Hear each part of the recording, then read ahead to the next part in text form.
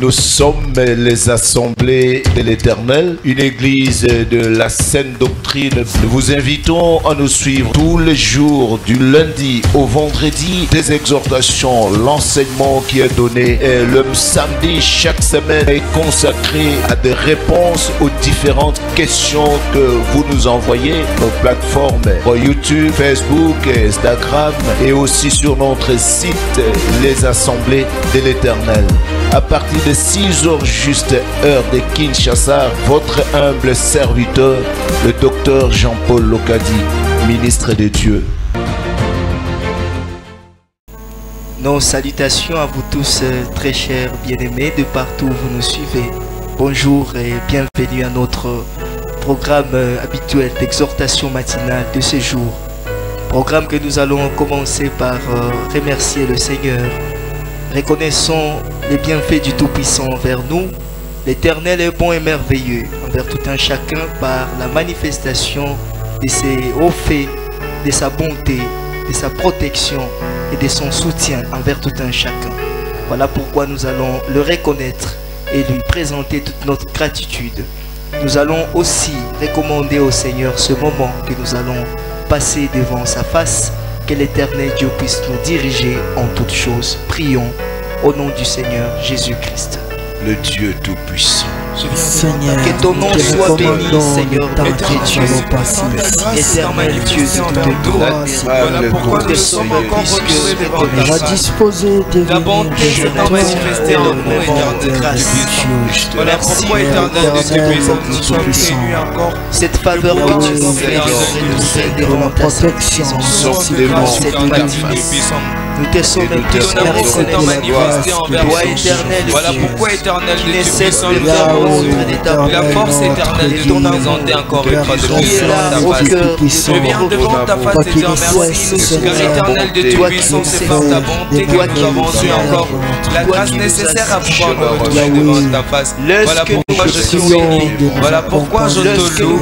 Voilà pourquoi, éternel Dieu puissant, que nous puissions te célébrer, te glorifier. Toi le seul, nous te disons merci de toutes choses. Nous avoir donné. Nous te sommes plus que reconnaissants, Seigneur. Merci pour tous tes bienfaits, pour le souffle de vie que tu continues à nous accorder, la divine protection, tes bienfaits, et cela sur le plan spirituel et physique. Accepte, Seigneur, également de nous diriger, de nous conduire durant ce temps que nous allons passer devant ta sainte présence. Bien-aimés, nous allons écouter l'homme de Dieu prier pour nous. L'homme de Dieu va solliciter la miséricorde du Seigneur. Le ministre de Dieu va implorer que l'Éternel Dieu puisse user de bonté envers nous tous, qu'il puisse nous agréer en sa présence. Suivons la prière. Use de bonté, éternel Dieu puissant, et de miséricorde en faveur de ton peuple. Daigne, éternel Dieu puissant, nous accorder ta pitié, ta miséricorde, ton pardon, ô éternel Dieu puissant, pour que personne, ô éternel, ne soit rendu coupable devant ta face. Car, ô éternel Dieu tout-puissant, tu connais de quoi tu nous as formés, tu connais, tu sais que nous sommes poussière. Mais tu as toujours voulu, éternel Dieu, que ta vérité, que ta sainteté habite en nous. Purifie-nous, éternel Dieu d'Abraham, et sanctifie chacun. Parce que c'est toi qui nous as justifiés gratuitement pour que nous puissions accéder auprès de toi. Daigne, éternel Dieu puissant, pardonner toutes les personnes qui se joignent à cette exhortation, en ces moments où nous te consacrons, du début à la fin, que toute personne, ô éternel et Dieu puissant, qui se présentera devant toi, ô Dieu, qu'il te soit agréable. Pardonne, use de bonté, de miséricorde et de pitié, au nom du Seigneur Jésus. Amen. Amen. Il est écrit, chers frères et sœurs, que tous nous serons enseignés par le Seigneur lui-même. Raison pour laquelle que nous puissions prier pour nous en ce moment. Tout un chacun priant pour lui-même, se recommandant au Seigneur. Que tu puisses dire à l'Éternel Dieu de te parler en ce moment, de t'enseigner au travers de son serviteur qu'il s'est choisi encore cette matinée. Que le Seigneur puisse éloigner de toi toute forme de distraction, toute forme de perturbation ou de voyage d'idées, afin que tu sois bien concentré pour écouter la parole de Dieu. Prions tous au nom du Seigneur Jésus-Christ. Seigneur, qu'il te plaise, Seigneur Dieu, de me disposer en ce moment. Mon être tout entier, mon corps, mon âme, mon esprit, mes pensées, mon entendement, que je sois tout entier, Seigneur, donné à toi en ce moment. Afin que, Seigneur, je t'entende me parler, que je t'entende, Seigneur, m'enseigner au travers de ton serviteur, le ministre de Dieu. L'instrument que tu t'es choisi encore, enseigne-nous, Seigneur, que tu puisses l'utiliser puissamment, Seigneur éternel. Fais en sorte que ta parole soit vérité dans sa bouche. Oh Seigneur notre Dieu, fais-nous grâce, Seigneur Dieu, que ce moment soit profitable, que les diables puissent échouer dans toutes ces tentatives en vie de vouloir perturber ce moment. Au nom du Seigneur Jésus-Christ. Place à la parole de Dieu. De quoi parlons-nous ce jour-ci, mes bien-aimés?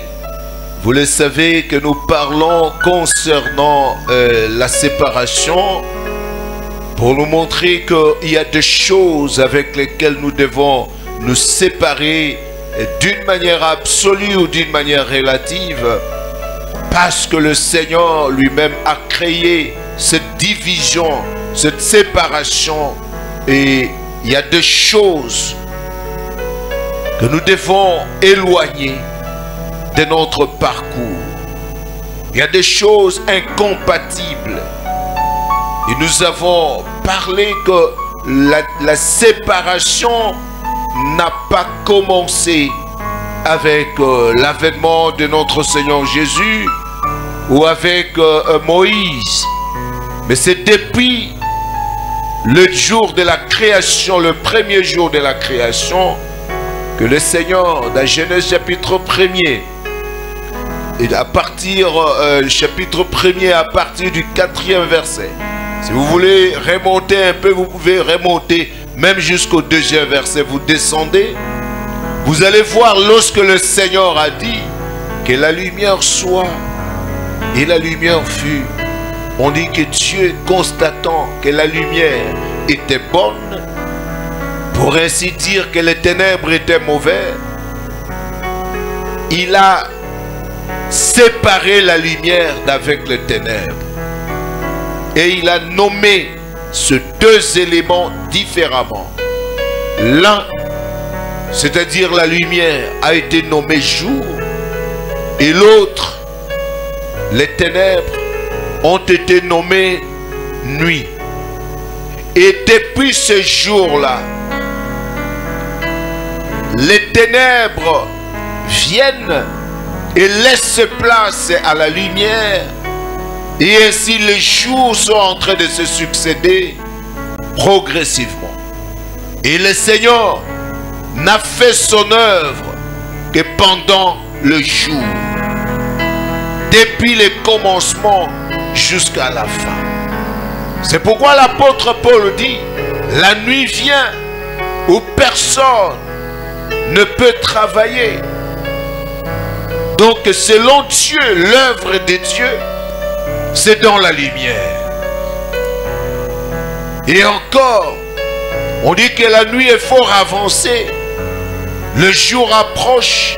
Nous devons nous dépier des œuvres de ténèbres. Parce que le salut est plus près de nous que lorsque nous avons cru. Quand on parle des œuvres des ténèbres, on parle des mauvaises choses. Mais les œuvres de la lumière, ce sont les œuvres qui sont du côté de Dieu. Et comme pour couronner toutes choses, on nous a montré que les ténèbres ont engendré des fils et la lumière aussi. On parle de la lumière, le fils de lumière, et on parle des fils de ténèbres. Alors nous avons montré que nous ne devons pas cohabiter avec les œuvres de ténèbres. En tant qu'Église, il y a des choses d'incompatibilité absolue. En tant qu'Église, nous ne pouvons pas aussi recevoir qui que ce soit comme serviteur de Dieu lorsqu'il est porteur d'une autre sémence. Parce que le Seigneur a montré que vous ne sèmerez pas dans votre champ deux espèces de sémences. Et tu ne peux pas aussi accoupler des bestiaux différents, de différentes espèces. Mais ici, nous sommes en train de parler maintenant d'un champ dans lequel on a trouvé deux sémences. Et le Seigneur a montré dans Matthieu 13 que ce champ, c'est le monde. Et l'ivraie qui s'est retrouvé dans le champ, ce sont les fils du malin. Tandis que le blé, ce sont les fils du royaume. Et le Seigneur a posé une chose le plus importante pour nous les humains, en nous montrant que nous ne sommes pas seuls. Il y a de ceux-là qui sont considérés comme humains, mais qui ne le sont pas, qui sont une émanation de ténèbres. Ce sont ceux-là qui sont appelés les fils de ténèbres. Mais le Seigneur, pour les qualifier, il les a appelés les scandales. Il les a appelés les scandales. Il arrivera au temps où le Fils de l'homme va envoyer à la fin ses anges et ils vont ôter les scandales et ceux qui commettent l'iniquité et les jeter dans les temps de feu. Il faut retenir que quand le Seigneur appelle ici les scandales, ce n'est pas scandale comme fait, mais comme d'abord être vivant et qui produisent ainsi le scandale. C'est pour cette raison que nous avons commencé à marcher par là. C'est juste pour vous fixer. Et nous avons dit que dans ces gens-là, il y a des éléments que le Seigneur leur a attribués. Et nous avons cité beaucoup d'éléments, mais nous sommes là où on parle des vices contre nature. Que le frère Jude, serviteur de Dieu, avait évoqué qu'il y a de ceux-là, de Sodome, il parle de Sodome et de Gomorrhe. Il nous a rappelé des choses, jusqu'à parler de Sodome et de Gomorrhe et des villes voisines qui se sont livrées à des vices contre nature, qui sont à l'origine attribués au scandale. Parce que ces vices contre nature sont des scandales de toute espèce. Les renversements de choses, lorsqu'on érige les antivaleurs en valeurs, et on nous montre que ce sont des gens qui ont tendance à renverser la vérité de l'évangile. Alors nous étions déjà en train de parler des scandales et nous avons promis que nous allons commencer par là. Alors nous descendons avec notre lecture. Nous sommes dans Romains chapitre 1er 22 à 32. Suivons longuement cette lecture là et nous allons expliquer par la suite. Romains chapitre 1er 22 à 32. Nous lisons au nom du Seigneur Jésus-Christ. Amen. Se vantant d'être sages, ils sont devenus fous et ils ont changé la gloire du Dieu incorruptible en image représentant l'homme corruptible, des oiseaux, des quadrupèdes et de reptiles. C'est pourquoi Dieu les a livrés à l'impureté, selon les convoitises de leur cœur, en sorte qu'ils déshonorent eux-mêmes leur propre corps, eux qui ont changé la vérité des dieux en mensonge, et qui ont adoré et servi la créature au lieu du Créateur, qui est béni éternellement. Amen. Amen. C'est pourquoi Dieu les a livrés à des passions infâmes, car leurs femmes ont changé l'usage naturel en celui qui est contre nature. Et de même les hommes, abandonnant l'usage naturel de la femme, se sont enflammés dans leurs désirs les uns pour les autres, commettant homme avec homme des choses infâmes et recevant en eux-mêmes le salaire que méritait leur égarement. Comme ils ne se sont pas souciés de connaître Dieu, Dieu les a livrés à leur sens réprouvé pour commettre des choses indignes, étant remplis de toute espèce d'injustice, de méchanceté, de cupidité, de malice, pleins d'envie, de meurtre, de querelles, de ruses, de malignité, rapporteurs, médisants, impies, arrogants, hautains, fanfarons, ingénieux au mal, rebelles à leurs parents, dépourvus d'intelligence, de loyauté, d'affection naturelle, de miséricorde. Et bien qu'ils connaissent les jugements des dieux, déclarant dignes de mort ceux qui commettent de telles choses, non seulement ils les font, mais ils approuvent ceux qui le font. Amen. Amen. Dépourvus d'affection naturelle. Parce que ce sont des personnes contre nature. Même l'affection naturelle n'existe pas. Séparez-vous des gens comme ça. Il ne faut pas tisser des amitiés avec des gens comme ça. Alors l'Écriture montre, c'est pourquoi Dieu les a livrés à des passions infâmes. Il montre que ces gens ont changé la vérité de Dieu en mensonge.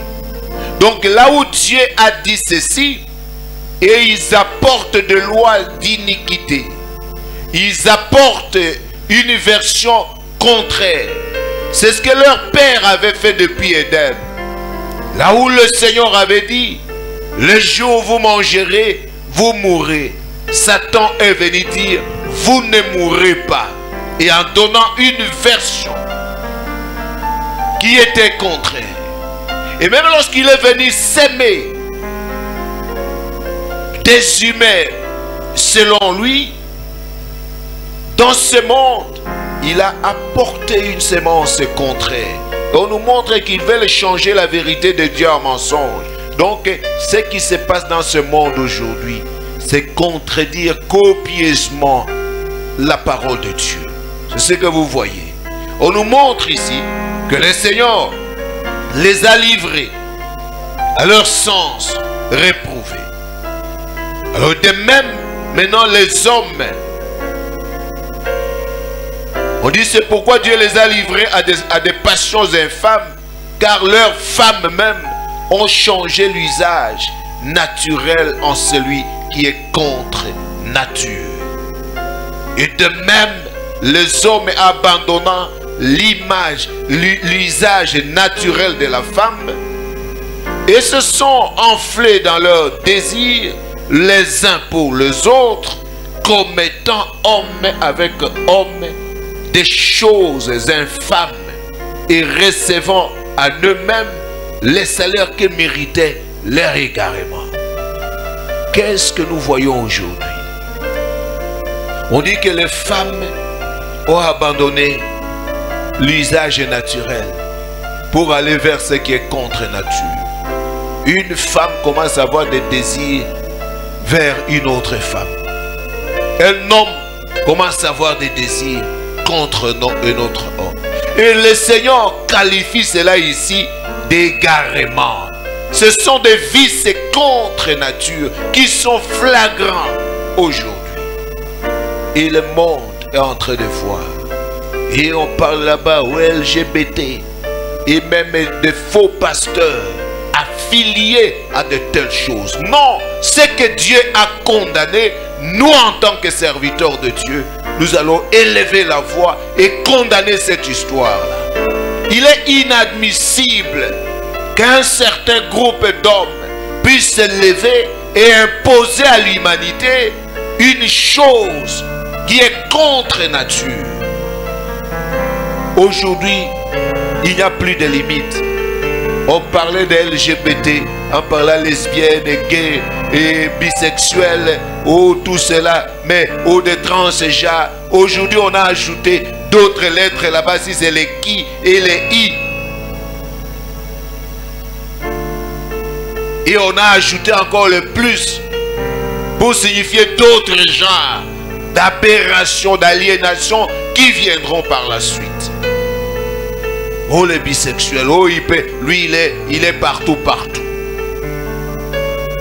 Ce sont ces choses que le frère Gide est en train de parler et qui sont arrivés à Sodome et à Gomorrhe et qui se sont répandus dans des villes voisines et qui ont amené le courroux de Dieu, la colère ardente de l'Éternel.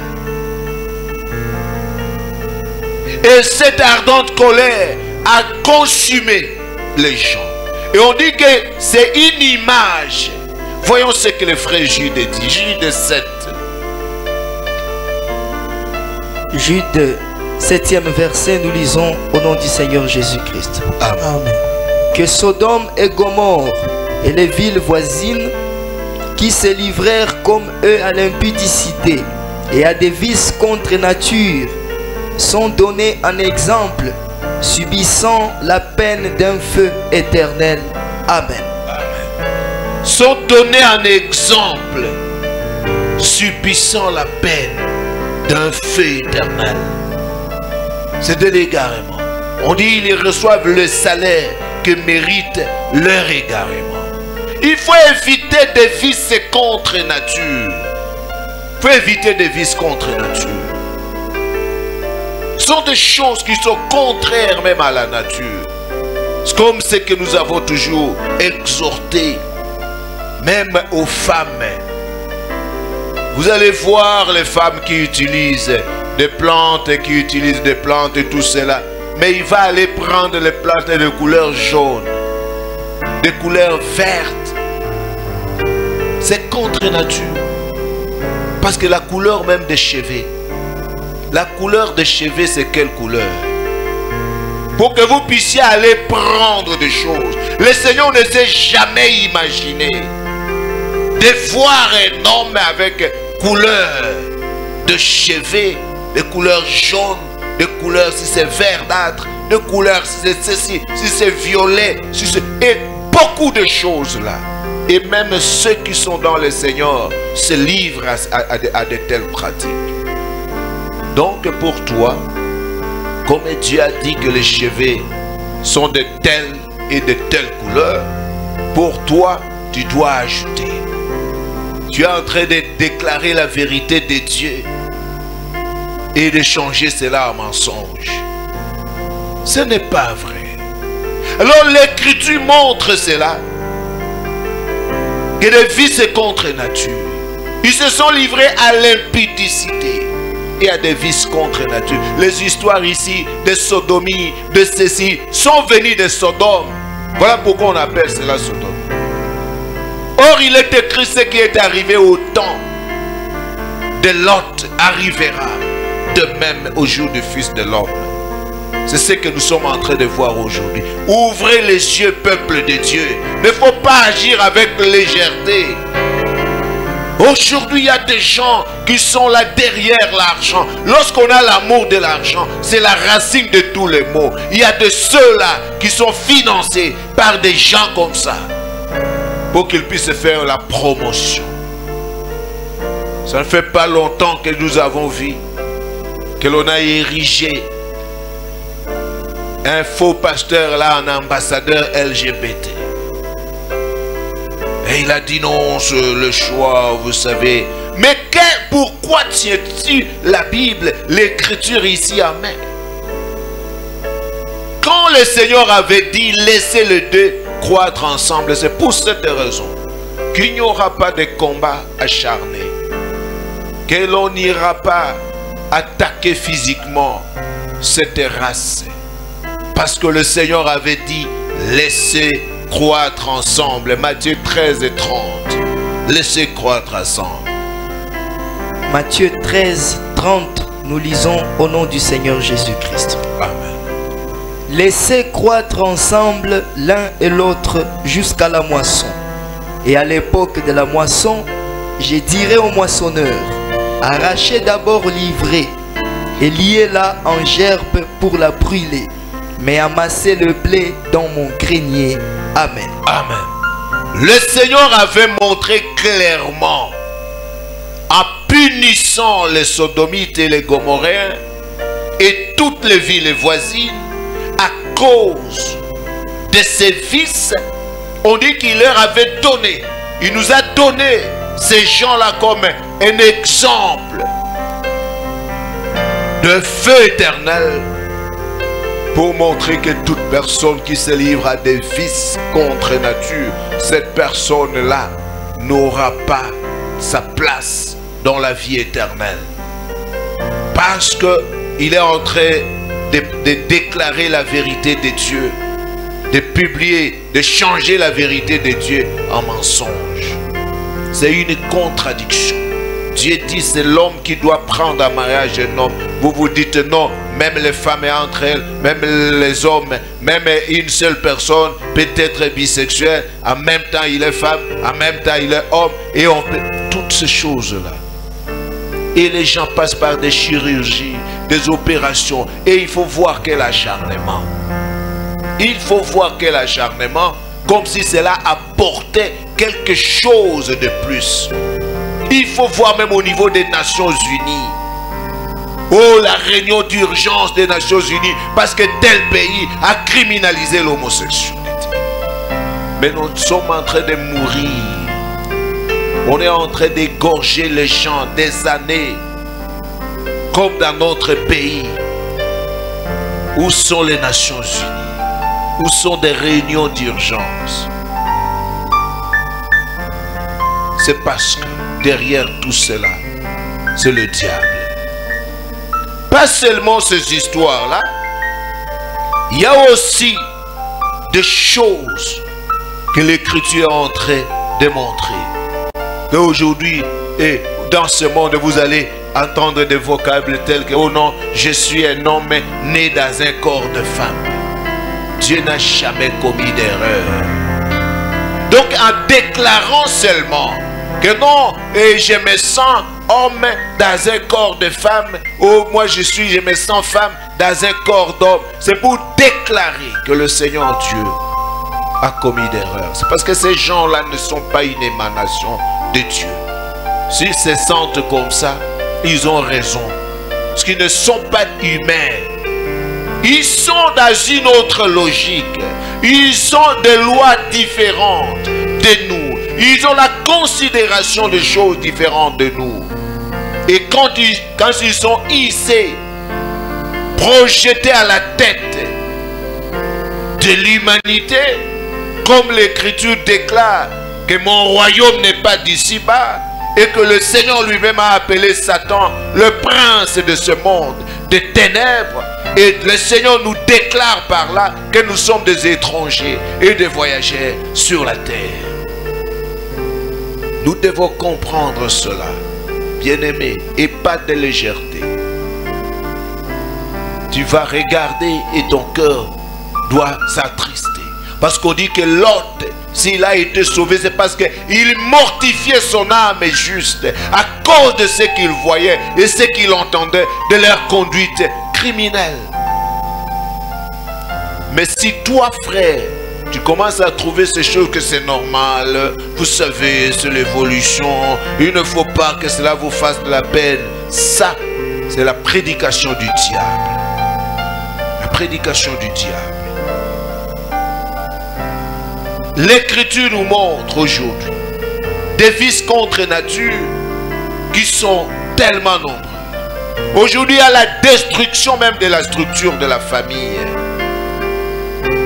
Quand le Seigneur Dieu dit l'homme est le chef de la femme, comme Christ est le chef de l'Église.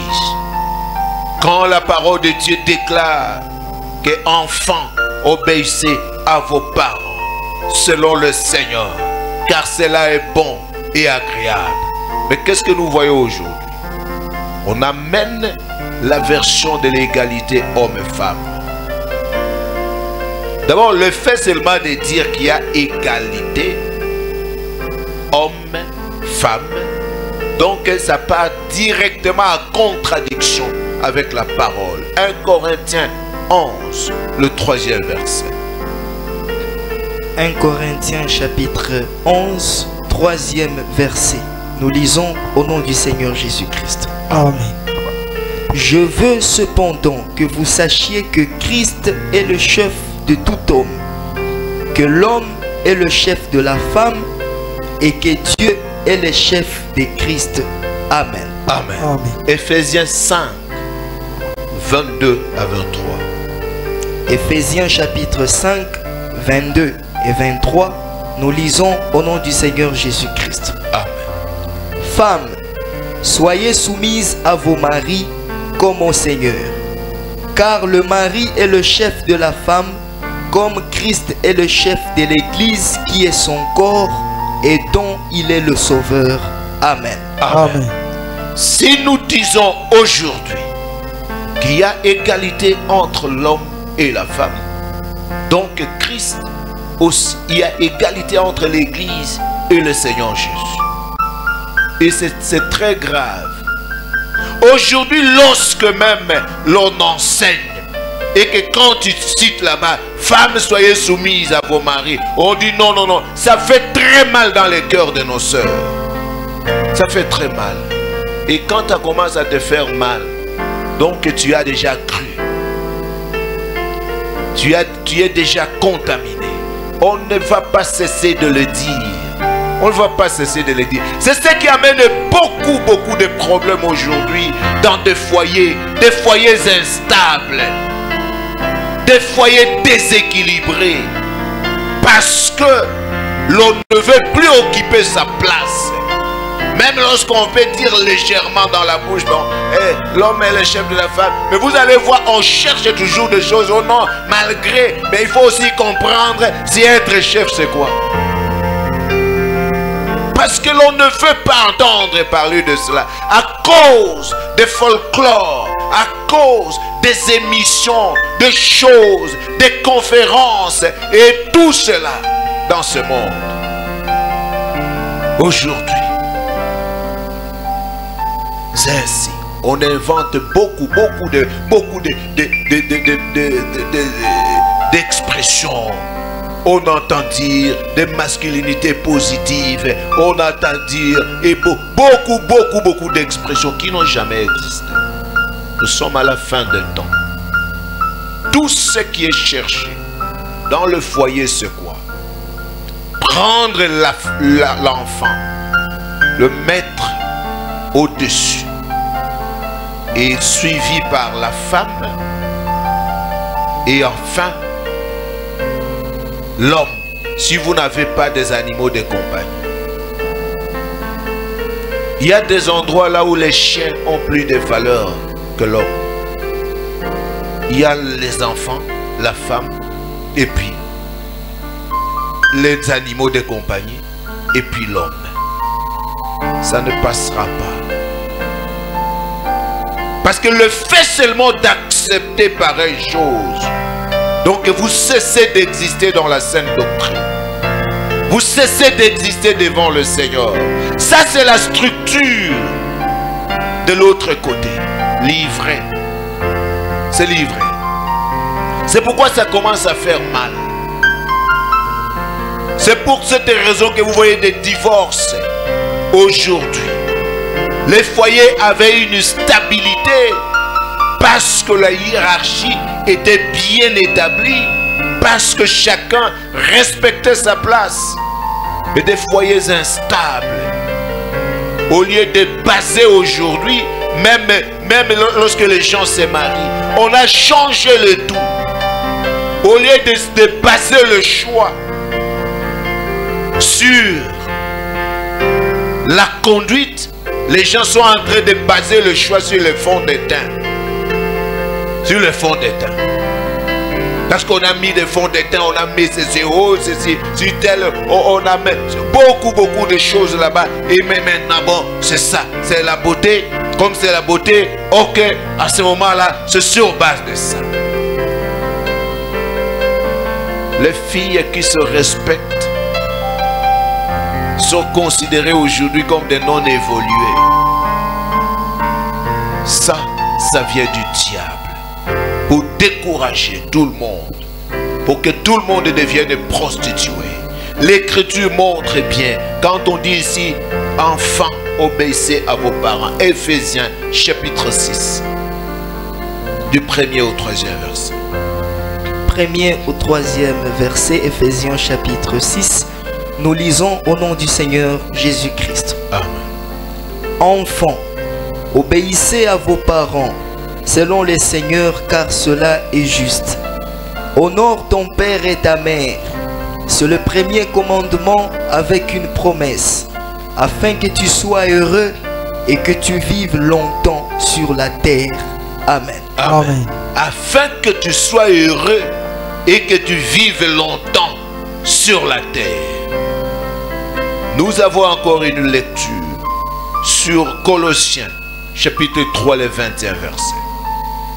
Colossiens chapitre 3e, 20, nous lisons au nom du Seigneur Jésus-Christ. Amen. Enfants, obéissez en toutes choses à vos parents, car cela est agréable dans le Seigneur. Amen. Amen. Cela est agréable dans le Seigneur.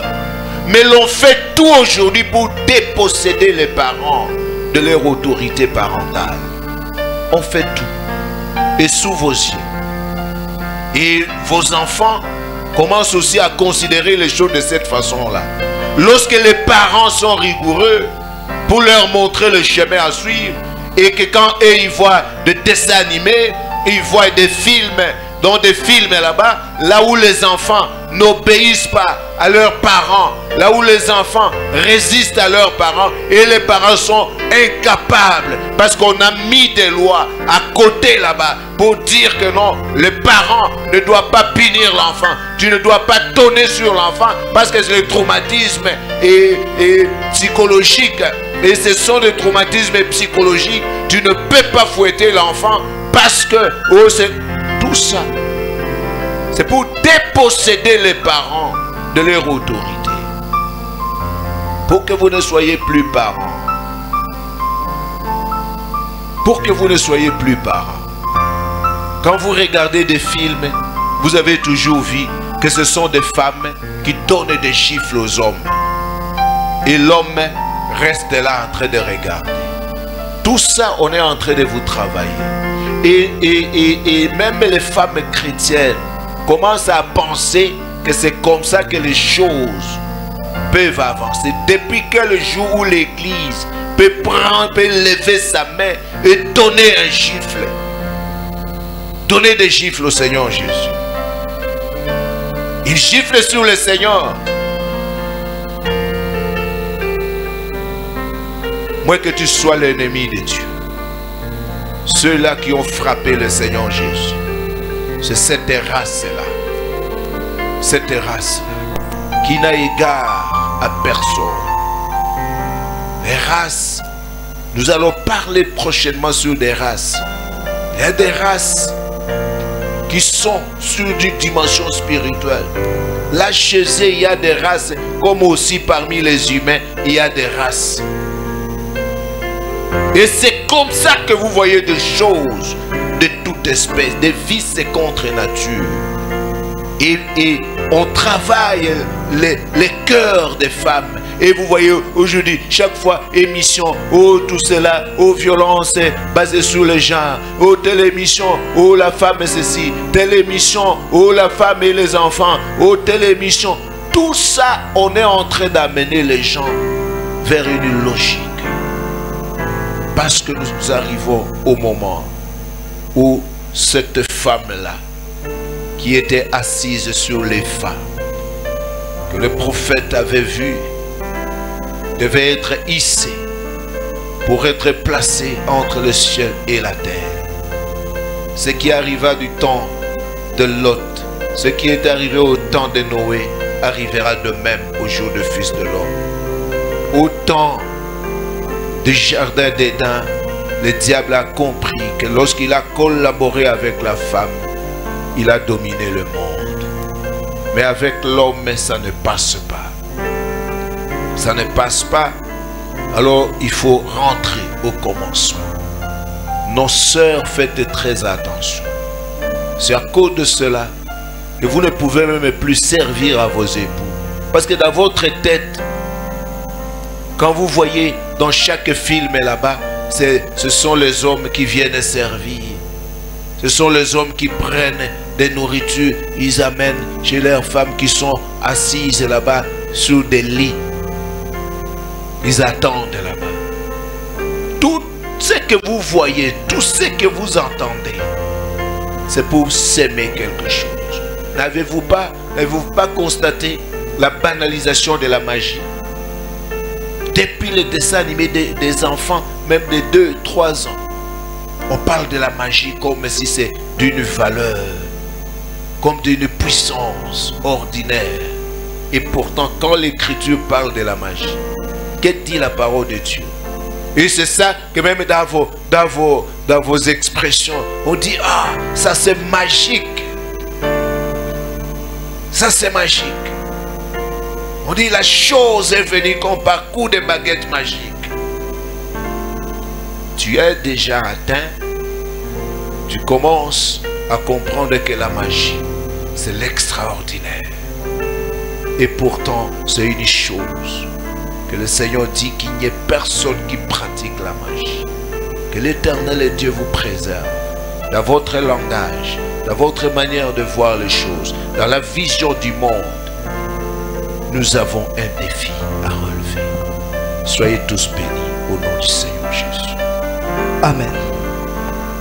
Nous rendons grâce à l'Éternel Dieu qui nous a parlé encore ce matin au travers de l'homme de Dieu. Et nous espérons que tout un chacun de nous a pu recevoir la part qui lui a été réservée. Nous vous remercions également, vous tous qui nous avez suivis de partout où vous êtes. Voici, nous sommes à la fin de ce programme. Nous allons incliner nos têtes, fermer nos yeux. Et l'homme de Dieu va prier pour nous et clôturer ce programme. Suivons la prière. Saint d'Israël, te disons merci de nous avoir donné le temps. Ô Dieu Tout-Puissant, daigne protéger ton peuple gardé, tes serviteurs, tes servantes, pour qu'il y ait paix et tranquillité. Agis, ô Dieu d'Abraham, touche la vie de ton peuple.